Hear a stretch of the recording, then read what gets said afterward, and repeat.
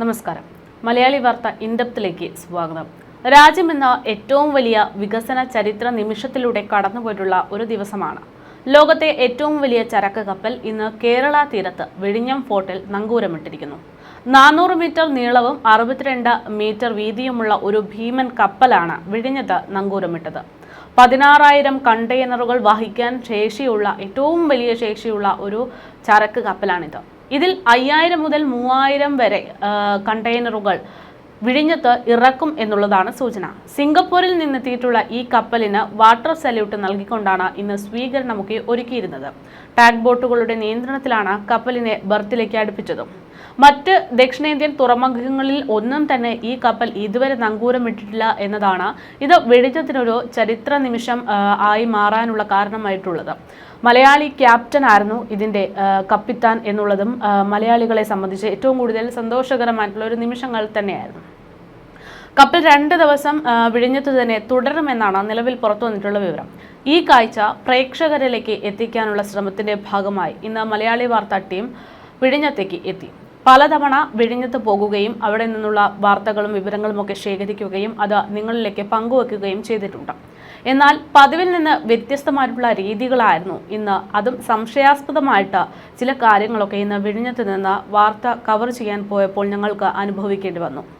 MSC ഐറീനയുടെ ഏറ്റവും അടുത്ത ദൃശ്യങ്ങൾ എടുക്കുക എന്നുള്ള ഒരു ഉദ്ദേശത്തോടെ ഞങ്ങൾ തുറമുഖത്തിന്റെ ഒരു വശത്തേക്ക് പോയി. അവിടെ പോയി നോക്കുകയാണെങ്കിൽ കപ്പലുകളുടെ മുൻവശം കാണാൻ പറ്റും എന്നുള്ളതാണ്. കപ്പലുകൾ തിരിച്ചിട്ടിരിക്കുന്ന കപ്പലുകൾ പോകാൻ തയ്യാറാകുന്ന ഭാഗത്ത് നിന്ന് വിഷ്വൽ എടുക്കാൻ വേണ്ടിയിട്ടാണ് ഞങ്ങൾ അവിടേക്ക് പോകുന്നത്. അതുകൊണ്ട് തന്നെ ആ ഒരു വശത്ത് നിന്ന് ആ കപ്പലിലേക്ക് എന്തൊക്കെ കണ്ടെയ്നറുകൾ വയ്ക്കുന്നുണ്ട്, അടുപ്പിക്കുന്നുണ്ട്, എന്തെങ്കിലും പ്രശ്നങ്ങളുണ്ടോ എന്ന കാര്യങ്ങളൊക്കെ കൃത്യമായി നോക്കിയാൽ മനസ്സിലാകും. എന്നാൽ അവിടെ എത്തി വീഡിയോ ചിത്രീകരിക്കാൻ ഞങ്ങൾ ശ്രമിച്ചപ്പോൾ അതിനെ ഞങ്ങളെ വിലക്കി. സെക്യൂരിറ്റി സിസ്റ്റമാണ് എന്ന് പറഞ്ഞുകൊണ്ട് വീഡിയോ ചിത്രീകരണം അനുവദിക്കില്ല എന്ന് അവിടെയുള്ള ആളുകൾ ഞങ്ങളോട് പറഞ്ഞു. പക്ഷേ മുമ്പും ഇതേ സ്ഥലത്ത് നിന്ന് മുഖ്യധാരാ മാധ്യമങ്ങളോടൊപ്പം തന്നെ മലയാളി വാർത്തയടക്കം വീഡിയോ ചിത്രീകരിച്ച സമയമുണ്ട്. അതിനാൽ ഇത്തരമൊരു നിയന്ത്രണം എപ്പോൾ മുതലാണ് ഉണ്ടായത് എന്നൊരു സംശയം സ്വാഭാവികമായും ഞങ്ങൾക്കും വന്നു. ഞങ്ങളത് അപ്പോൾ തന്നെ അവരോട് ചോദിച്ചു, ഇത് പുതിയ നിയമമാണോ, എന്താണ് ഈ നിയന്ത്രണം എന്നതൊക്കെ ചോദിച്ചു. പക്ഷെ അങ്ങനെ ചോദ്യം ചോദിച്ചപ്പോൾ അവർ പറഞ്ഞത് പണ്ട് മുതലേ ഉള്ള നിയന്ത്രണമാണ് ഇതെന്നതായിരുന്നു. അപ്പോൾ ഇതിനു മുമ്പ് ഞങ്ങൾ ഇതേ സ്ഥലത്ത് വച്ച് വീഡിയോ ചിത്രീകരിച്ചു എന്നത് പറഞ്ഞപ്പോൾ അപ്പോഴൊന്നും പ്രശ്നമുണ്ടായിരുന്നില്ല എന്ന് ചൂണ്ടിക്കാണിച്ചപ്പോൾ എല്ലാവർക്കും ഒരു പരുങ്ങലുണ്ടായിരുന്നു. ഇതിനിടയിൽ ഒരു ഉദ്യോഗസ്ഥൻ പെട്ടെന്ന് തന്നെ ഈ ഒരു വിഷയം മുകളിലെ ഏതൊരു ഹയർ ഒഫീഷ്യലിനെയോ മറ്റോ വിളിച്ച് കാര്യം അറിയിക്കുന്നു. നിലവിൽ വിഴിഞ്ഞം തുറമുഖത്തിന്റെ പ്രൊഹിബിഷൻ ഏരിയകളിലേക്ക് കടക്കാൻ പെർമിഷൻ പ്രത്യേകമായി വേണമെന്നതുണ്ട്. അതേ പെർമിഷൻ ഉണ്ടെങ്കിൽ മാത്രമേ ഈ പുറത്തുനിന്ന് വിഴിഞ്ഞം ഫോർട്ടിന്റെ പുറത്തുനിന്ന് ഒരു ചിത്രീകരണം നടത്താൻ പറ്റൂ എന്നാണ് ഇവർ പറയുന്നത്. എന്തായാലും വിഴിഞ്ഞം ഫോർട്ടിന്റെ തൊട്ട് അടുത്ത് നിന്ന് പോലും വീഡിയോ ചിത്രീകരിക്കാൻ പറ്റില്ല എന്ന് അവർ തറപ്പിച്ചു പറഞ്ഞു. ഞങ്ങളെ അവർ വീഡിയോ എടുക്കാൻ സമ്മതിച്ചില്ല. ഞങ്ങൾ മീഡിയയിൽ നിന്നാണ് എന്ന് കൃത്യമായി പറഞ്ഞിട്ട് പോലും അവർ പറ്റില്ല എന്ന് തന്നെയാണ് പറഞ്ഞത്.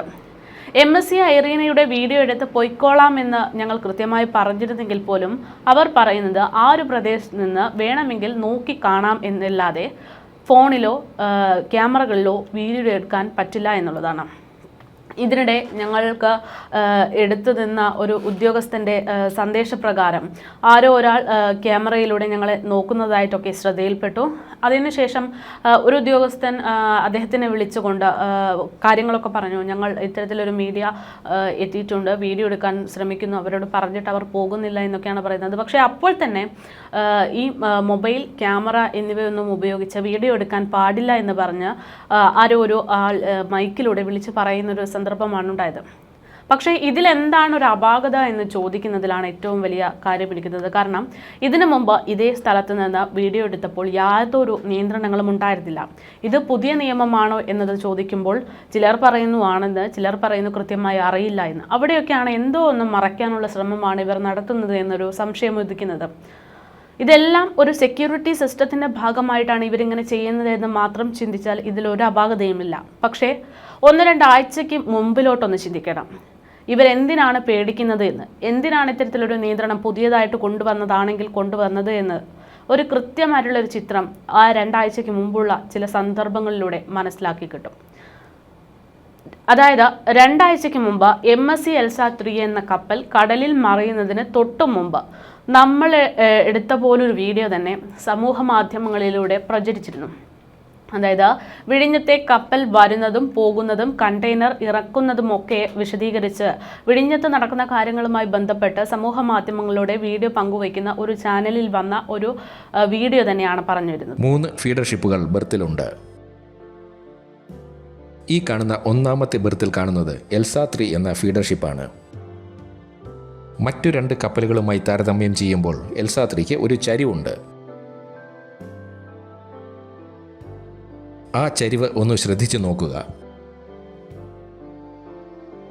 മുന്നിൽ കാണുന്ന ടൈഗർ എഫ്, AS ആൽവ എന്നീ ഫീഡർ ഷിപ്പുകൾക്ക് ചരിവ് ഇല്ല. ഷിപ്പിലേക്ക് കണ്ടെയ്നറുകൾ ലോഡിങ്ങും അൺലോഡിങ്ങും ചെയ്യുന്ന സമയത്ത് ഈ ചെറിയ ചെരിവൊക്കെ സാധാരണമാണ്.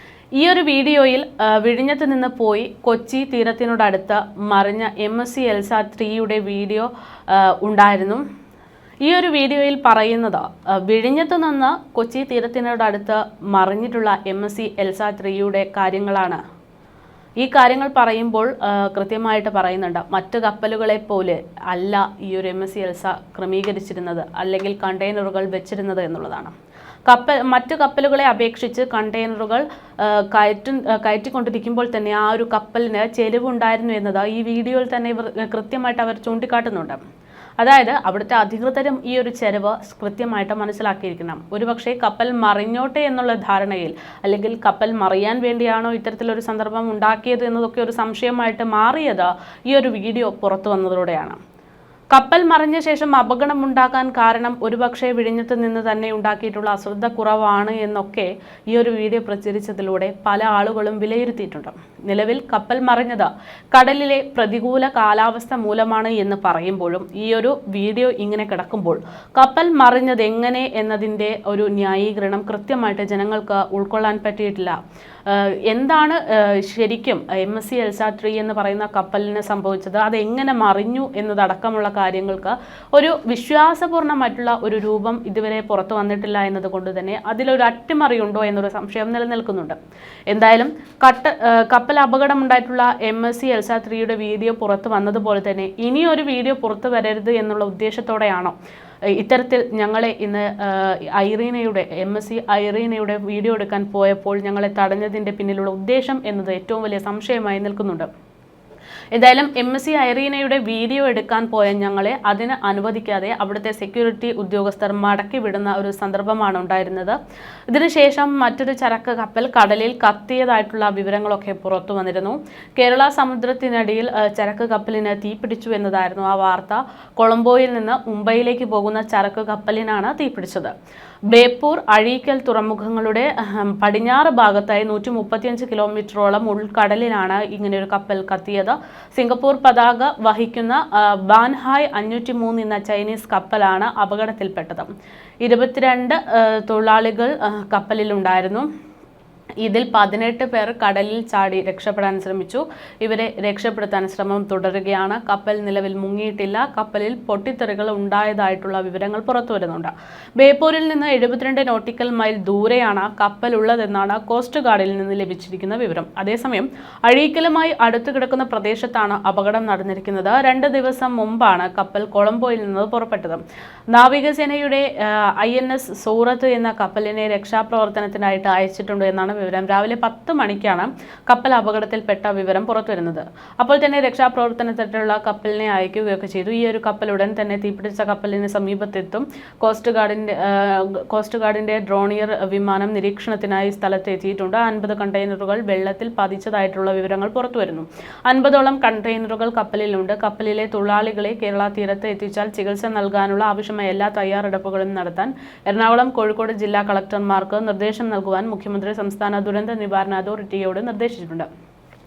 ഇനി വിഴിഞ്ഞം തുറമുഖവുമായി ഇതിനെന്താണ് ബന്ധം, അല്ലെങ്കിൽ കപ്പൽ ആ ഒരു വിഷയം എന്താണ് ഇതിനൊരു ബന്ധം എന്ന് ചോദിച്ചു കഴിഞ്ഞാൽ പ്രത്യേകിച്ച് ബന്ധമൊന്നുമില്ല എങ്കിൽ പോലും MSC എൽസ 3 മറിഞ്ഞതുപോലെ ഇപ്പോൾ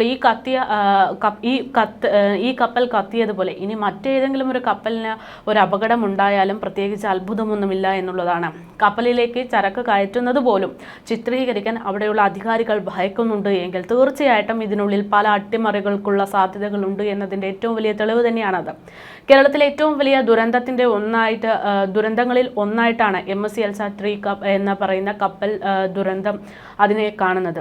ആ ഒരു കമ്പനിക്കെതിരെ കപ്പൽ അപകടമുണ്ടായ ആ ഒരു കമ്പനിക്കെതിരെ കേസ് കൊടുക്കേണ്ടതില്ല. കമ്പനിക്ക് വിഴിഞ്ഞം തുറമുഖവുമായി ബന്ധപ്പെട്ട് നല്ല ബന്ധമാണുള്ളത്, ഇൻഷുറൻസ് ക്ലെയിം ചെയ്യാമെന്നുള്ള നിലപാടിലൊക്കെയാണ് സർക്കാർ ഇപ്പോൾ ഉള്ളത്. ഇനി മറ്റേതെങ്കിലും ഒരു കപ്പൽ ഇതുപോലൊരു അപകടം ഉണ്ടായാലും സ്വാഭാവികമായിട്ടും ഇവിടുത്തെ സർക്കാർ ചെയ്യാൻ പോകുന്നത് ഇത്തരത്തിലുള്ള നടപടികൾ തന്നെയായിരിക്കും. അതിൻ്റെ ഭാഗമായിട്ട് കപ്പലിൽ കടലിൽ എന്തെങ്കിലും ഒരു അപകടമുണ്ടായാൽ അനുഭവിക്കേണ്ടി വരുന്നത് സാധാരണക്കാരായ ജനങ്ങൾ തന്നെയാണ്.